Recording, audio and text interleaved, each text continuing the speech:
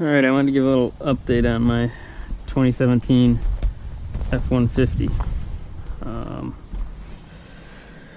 I've got about 4,000 miles on it right now. Kind of comparing it a little bit to my previous Dodge Ram. This is a 2017 Lariat F150 with just about every option you can get on a Lariat. Still not a big fan of the blind spot monitoring. Kind of sucks. It's kind of a waste of money. Not even an option on a Ram, but on this, it starts flashing. You get this little flashing light. You can see right in there, and it flashes so far away. I mean, it's like 3 or 4 car lengths behind the truck. If you're driving in any kind of heavy traffic, it would basically tell you can never pull over into the other lane.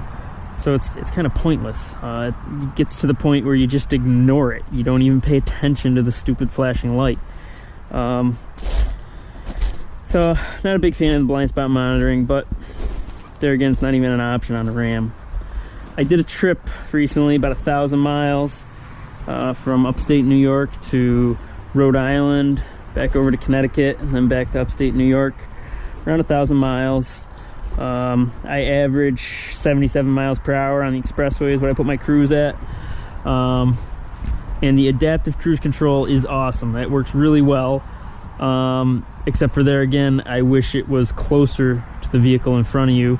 It does leave a pretty big gap even when you have it set at the closest position, and everybody tries to sneak, well, can and does sneak in front of you there, which is a little annoying. That Grand Cherokee over there, that has a similar system, and it has a smaller gap. It works a little better. But at any rate, it's not even an option on a Ram, and I do like it. I would still recommend that. On that trip, I got about 20.2 miles per gallon round trip. And I thought that was pretty good. Pretty pleased with that.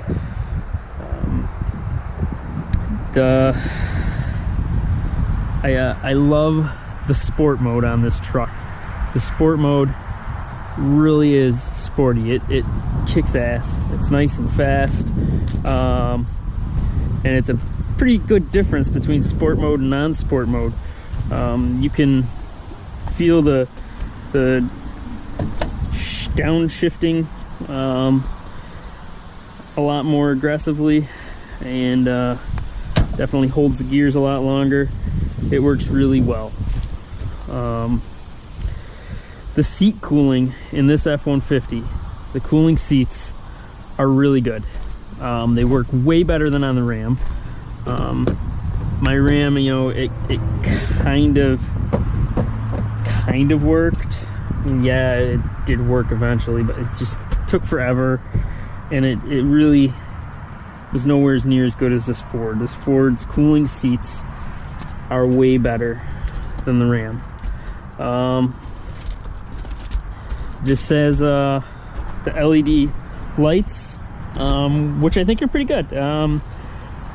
I wouldn't say they're any better or any worse than the lights I had on my Ram, which were not LED. It's pretty bright at night. I think all in all, I'm pretty pleased with the lights. This has, you know, complete LED. The upper and lower, and even down there, are all LED lights. The other thing this truck has is the auto dimming mirrors. Those mirrors auto dim when they sense, you know, headlights behind you, kind of like your you know, more vehicles have that mirror, the center mirror that is auto dimming, but this has the side view auto dimming mirrors, and I'm not overly impressed with it. On the Ram, I think they dimmed more and didn't blast in your eyes quite as much. These do dim. They don't dim as much as I would like them. Almost so much so that I wished I had gotten the trailer tow mirrors. I went back and forth on the trailer tow mirrors. But trailer tow mirrors don't offer the dimming feature, which I wanted. And I don't know, I'm not sure, I have to look that up, if the trailer tow mirrors offer this side LED spotlight, which is kind of nice in a campsite or something like that. It's nice to have that extra light. But I wished I had gotten the trailer tow mirrors.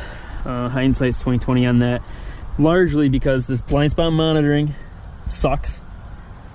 So I wish I had the spot mirror, the little spotter mirror, and the auto dimming isn't really that great. So if I had known those two things, I probably would have opted for the trailer tow mirrors. You get the spotting mirror, and it doesn't have the auto dim anyhow. So that's just kind of my opinion on that. I wished I bought the trailer tow mirrors. This also has the auto high beams that will flip on and off when it senses oncoming traffic. It'll shut your high beams down to low, and then when it doesn't sense any oncoming traffic or lights, it'll kick it back up to high. And it works very well. It definitely works better than on the Ram. The Ram would kick down to low a lot more frequently. It would reflect off of a road sign, and the Ram would kick down to low beams. Same road sign, same drive. This truck does not do that. This truck definitely is a little bit better with the automatic high-low beams. Those are some of my little nitpicky things, I guess. The other thing I will mention is this truck has Android Auto in the infotainment system here. The only thing that sucks about the Android Auto is you got to plug it into the USB ports. You got to plug your phone in. So you got to have a wire, which is kind of annoying. But the Android Auto offers talk to text, which works very well. Similar to how it works in the Ram Uconnect system. But the Ram Uconnect, you have to pay for. You're paying for it every year. I did an annual subscription for the Ram Uconnect. I don't know, you can probably do a monthly or something. But it's a little bit faster on the Android Auto as far as doing talk to text, and I really like the talk to text feature. I used it a lot in my Ram. I use it a bunch in this, although I still got to get a cord. The little bit I've played with it, I have liked it. It did work well. It was faster. This also, because it has the Android Auto, uses the Google Maps, which everybody's familiar with Google Maps. And it works well. And it kind of remembers, so say you look something up on your phone, like whatever, some restaurant or something on your phone that you're thinking about going to later that night.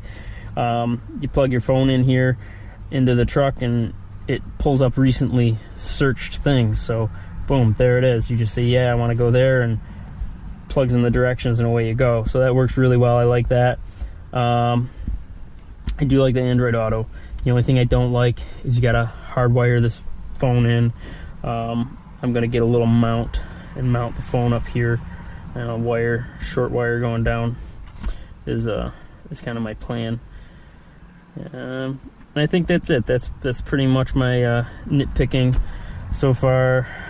The F-150 here versus the Ram. It's my little update. All in all, this truck really does kick ass. It's fun to drive. It's far more fun to drive than the Ram. It's just plain fast. For a truck, mind you. I'm not saying it's fast versus a Camaro or something, but it's fast compared to a truck, which is what I'm used to driving. And it's fun to drive because of that. One other thing I'll mention too that I don't like is this stupid thing here. That stupid thing on the Ram, it's got a little knob up here, and this is a big compartment. This is huge. When you put this thing in gear, your shifter lever's right here. You go to pick your big old coffee cup out of here, and you come over like this, and it clanks on here half the time.